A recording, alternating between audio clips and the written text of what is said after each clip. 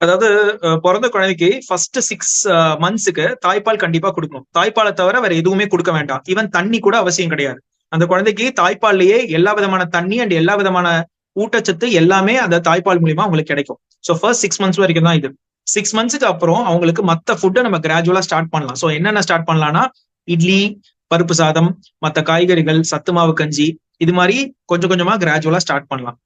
ஏன்னா 6 மாசத்துக்கு அப்புறம் அந்த குழந்தைகளுக்கு அந்த தாய்ப்பால் மட்டும் கண்டிப்பா போதாது. அவங்க உடம்போட ஊட்டச்சத்து வளர்ச்சிக்கு அந்த தாய்ப்பால் இல்லாம மத்த உணவுகளும் கண்டிப்பா அவங்களுக்கு தேவைப்படும்.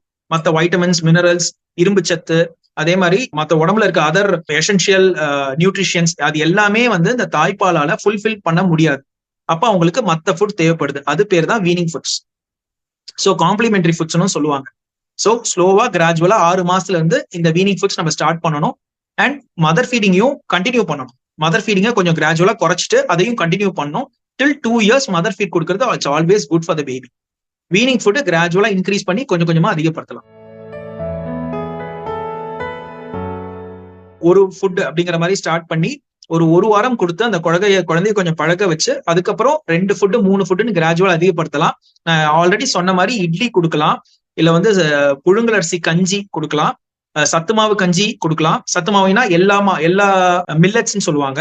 ராகி, கம்பு, கேழ்வரகு, சோளம், ஈவன் நட்ஸ் கூட அதை ஆட் பண்ணிக்கலாம். கேஷ்யூ முந்திரி இல்லாம மத்த நட்ஸ், பாதாம், பிஸ்தா இது கூட ஆட் பண்ணிட்டு அதை ஒரு மாவு வடிவுல நம்ம மிக்ஸ் பண்ணிட்டு அதுல வந்து வார்ம் வாட்டர் போட்டு மிக்ஸ் பண்ணி கொடுக்கலாம். அண்ட் இது இல்லாம வந்து மத்த காய்கறிகள், மத்த பழ வகைகள், ஆப்பிள், கேரட், உருளைக்கிழங்கு இதெல்லாம் வேக வச்சு இது இல்லாம வந்து என்ன தண்ணி ஸ்டார்ட் பண்ணலாம். ஏன்னா மத்த உணவெல்லாம் ஸ்டார்ட் பண்றதுனால பாப்பாக்கு வந்து ப்ராப்பர் டைஜஷன் வரும், தேவைப்படும். அதனால தண்ணியும் ஸ்டார்ட் பண்ணலாம். அண்ட் கொடுக்க கூடாத உணவுகள், கொடுக்க கூடாது இல்ல, கொஞ்சம் லேட்டா வெயிட் பண்ணி ஸ்டார்ட் பண்ற உணவுகள் என்னன்னா முட்டை, அசைவ உணவுகள் அண்ட் கோதுமை அண்ட் மத்த பால், அதாவது அம்மா பால் இல்லாம மத்தபடி மாட்டுப்பால் இல்ல மத்த பால், அது மாதிரி பால் வந்து கொஞ்சம் கிராஜுவலா கொஞ்சம் தள்ளி ஒரு 9 மாசம் கழிச்சு ஸ்டார்ட் பண்றது குழந்தைக்கு கொஞ்சம் சேஃபா இருக்கும். நான் சொன்ன மாதிரி ஃபர்ஸ்ட் 6 மாசம் ஆரம்பிக்கும் போதே நம்ம ஸ்டார்ட் பண்ணிடலாம். ஒரு நாளைக்கு ஒரு உணவுங்கிற பட்சத்துல கிராஜுவலா ஒவ்வொரு நாள் ஒவ்வொரு புது புது உணவு கொடுத்து அந்த குழந்தைக்கு நம்ம ட்ரை பண்ணலாம். அந்த குழந்தை எப்படி எடுத்துக்குதுன்னு பார்த்துட்டு அதுக்கப்புறம் ஸ்லோவா வந்து அந்த உணவு வந்து 2 வேளை ஆக்கலாம், அதுக்கப்புறம் 3 வேளை ஆக்கலாம். உணவுங்கும் போது நம்ம இட்லி கொடுத்து ட்ரை பண்ணலாம், ஊத்தப்பம் மாதிரி கொடுக்கலாம், பொங்கல், கிச்சடி இது எல்லாமே ட்ரை பண்ணலாம். இது எல்லாமே ட்ரை பண்ணி நல்லா மசிச்சு கொடுக்கணும். நல்லா வந்து பேஸ்ட் மாதிரி அந்த கன்சிஸ்டன்சில குழந்தைக்கு எடுத்துக்கிற மாதிரி கொடுக்கணும். ஏன்னா குழந்தையால வந்து அதை வந்து ஃபர்ஸ்ட் இனிஷியலா டேஸ்ட் பண்ணி சாப்பிடும் போது அவங்க கொஞ்சம் முழுங்குவாங்க. ஸோ அப்ப நம்ம ஒரு கொஞ்சம் அந்த என்ன சொல்றது செமி சாலிடா குழந்தைக்கு கொடுக்க முடியாது. நல்லா மசிச்சு அரைச்சு பேஸ்ட் மாதிரி தான் கொடுக்கணும். குழந்தை கிராஜுவலா வளர ஒரு 7 மாசம் 8 மாசம் ஆகும்போது கிராஜுவலா அந்த கன்சிஸ்டன்சியை கொஞ்சம் கொஞ்சமா அதிகப்படுத்தலாம். அந்த ரொம்ப பேஸ்ட் மாதிரி இல்லாம கொஞ்சம் குருணையா கொடுக்குற மாதிரி கொஞ்சம் கொஞ்சமா கிராஜுவலா அதிகப்படுத்தலாம். நான் சொன்ன உணவு வகைகள் எல்லாமே ட்ரை பண்ணலாம். கண்டிப்பா வந்து நான் இப்ப அந்த முட்டை, அசைவ உணவுகள், கோதுமை அண்ட் மத்த பால் ஐட்டம்ஸ் இதெல்லாம் மட்டும் ஒரு 9 மாசம் கழிச்சு கொடுக்கலாம். இது இல்லாம நான் சொன்ன மத்த காய்கறிகள், எல்லா காய்கறிகளையுமே ட்ரை பண்ணலாம் மேம். எல்லா காய்கறியுமே ட்ரை பண்ணலாம். சாத வகைகள் எல்லாமே ட்ரை பண்ணலாம். பட் ஒண்ணும் கிராஜுவலா நம்ம ஸ்டார்ட் பண்ணலாம். தவிர்க்க வேணும்னா மெயினா வந்து அசைவ உணவுகள் வந்து பேரண்ட்ஸ் வந்து 1 வயசு கழிச்சு தான் கொடுப்பாங்க. அசைவ உணவை டக்குன்னு நம்ம எடுத்து கொடுத்துட மாட்டாங்க பெரும்பாலான பெற்றோர்கள். பட் அசைவ உணவுகள் வந்து அரௌண்ட் 10வது மாசம் நீங்க ஸ்டார்ட் பண்ணலாம். பட் 6வது மாசம் 7வது மாசம் வேண்டாம். அரௌண்ட் 10வது மாசம் ஸ்டார்ட் பண்ணலாம். அசைவ உணவுகளும் சரி, முட்டையும் சரி, கோதுமையும் சரி, மாட்டுப்பால் மத்த பால் ஐட்டம்ஸ் அது எல்லாத்தையுமே என்னோட பேஷண்ட்ஸ்க்கு நான் கொஞ்சம் வெயிட் பண்ணி ஸ்டார்ட் பண்ணுவேன். ஏன்னா அந்த கவுஸ் மில்க் புரோட்டீன் அலர்ஜின்னு சொல்லுவோம், அப்புறம் வந்து வீட் புரோட்டீன் அலர்ஜின்னு சொல்லுவோம். அது மாதிரி வந்து ஒரு சில அலர்ஜி அந்த குழந்தைக்கு வரதுக்கான வாய்ப்புகள் இருக்கிறதுனால இந்த உணவுகள் எல்லாம் கொஞ்சம் அதுவும் தவிர்க்க மாட்டோம். கொஞ்சம் வெயிட் பண்ணி லேட்டா ஸ்டார்ட் பண்ணுவோம். அதே மாதிரி வந்து புரத சத்து உள்ளது இறால் வகைகள், நண்டு வகைகள் அண்ட் 2வது மஷ்ரூம்ஸ், இது மாதிரி அலர்ஜி காஸ் பண்றது சில ஃபுட் ஐட்டம்ஸ் இருக்கு. அதெல்லாம் கொஞ்சம் குழந்தை நல்லா வளர்ந்து ஒரு 2 இயர்ஸ் ஆன பிறகு இன்ட்ரோடியூஸ் பண்றது அந்த குழந்தைக்கு கொஞ்சம் பெட்டரா இருக்கும். அது கொடுக்கறதுனால கண்டிப்பா அலர்ஜி வரும் நான் சொல்ல வரல. பட் அலர்ஜி வர்றதுக்கு வாய்ப்புகள் இருக்கிறதுனால அதை கொஞ்சம் வெயிட் பண்ணி ஸ்டார்ட் பண்றது it will be safe for the baby. தண்ணி கண்டிப்பா ஸ்டார்ட் பண்ணுமா? குழந்தைக்கு மத்த ஃபுட் எல்லாம் கொடுக்கறதுனால டைஜஷன் ப்ராப்பரா இருக்காது. ஸோ டைஜஷனுக்காக தண்ணி கண்டிப்பா அவசியமா தேவைப்படும்.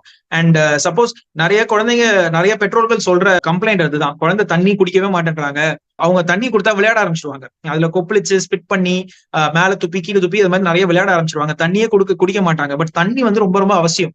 ஏன்னா தண்ணி குடிக்காம அந்த குழந்தைங்க இருக்கிறதுனால அந்த குழந்தைங்களுக்கு கேஸ்ட்ரைட்டிஸ் இல்ல யூரினரி ட்ராக்ட் இன்ஃபெக்ஷன் இது மாதிரி நிறைய ப்ராப்ளம்ஸ் வரக்கூடிய வாய்ப்பு இருக்கு. மேஜரா வந்து மோஷன்ஸ் வந்து ரொம்ப இருக ஆரம்பிச்சிடும். அதனால அந்த குழந்தைங்க வந்து அந்த மோஷனை வெளில தள்ளுறதுக்கே ரொம்ப சிரமப்படுவாங்க. பெல்லட்டி ஸ்டூல்ஸ் ரொம்ப கல்லுக்கெல்லாம் மோஷன் போறதுக்கான பாசிபிலிட்டிஸ் இருக்கு. அதனால தண்ணி ரொம்ப ரொம்ப அவசியமா. அதனால தண்ணி வந்து சார் எவ்வளவு சார் கொடுக்குறதுன்னு கேட்பாங்க. சோ ஸ்பூன் வச்சு கிராஜுவலா எவ்வளவு எடுத்துக்கிறாங்களோ கொடுக்கலாம். கண்டிப்பா வந்து சப்போஸ் தண்ணி குடிக்காத சமயத்துல நம்ம ஜூஸ் ட்ரை பண்ணலாம். மத்த ஃப்ரூட் ஜூசஸ் மத்த ஜூஸ் ஐட்டம்ஸ் எல்லாமே ட்ரை பண்ணலாம். இளநீ கொடுக்கலாம். இளநீ கொடுத்து ட்ரை பண்ணலாம். தேங்காய் தண்ணி கொடுத்து ட்ரை பண்ணலாம். சப்போஸ் தண்ணியே குடிக்க மாட்டேன்றாங்க, ரொம்ப கஷ்டமா இருக்கு சார், என்ன சார் பண்றது அப்படின்னு கேட்டாங்கன்னா தண்ணியில கொஞ்சம் ஜூஸ் ஃபியூ டிராப்ஸ் விட்டுட்டு ஒரு எசன்ஸ் மாதிரி பிளான் பண்ணி அதை கொடுத்து ட்ரை பண்ணலாம்.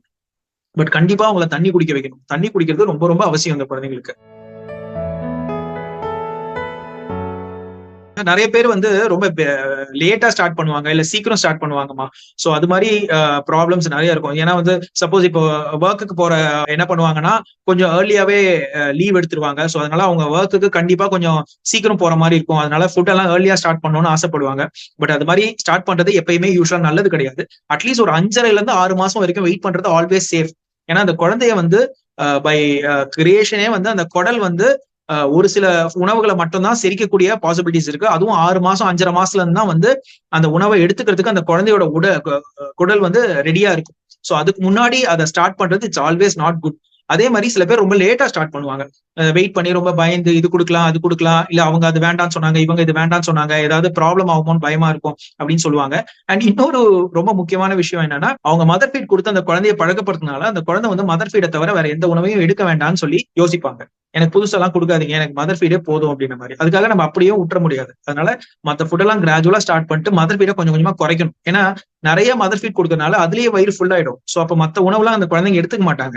சோ இது மாதிரி ப்ராப்ளமும் இருக்கிறதுக்கு வாய்ப்பு உண்டு. அதனால வந்து கிராஜுவலா மதர் ஃபீடை குறைச்சு ஒரு 9 months கிட்ட வந்துட்ட பிறகு ஈவினிங்ல இருந்து நைட் ஃபுல்லா அவங்க அந்த மதர் ஃபீட் வச்சுக்கலாம்.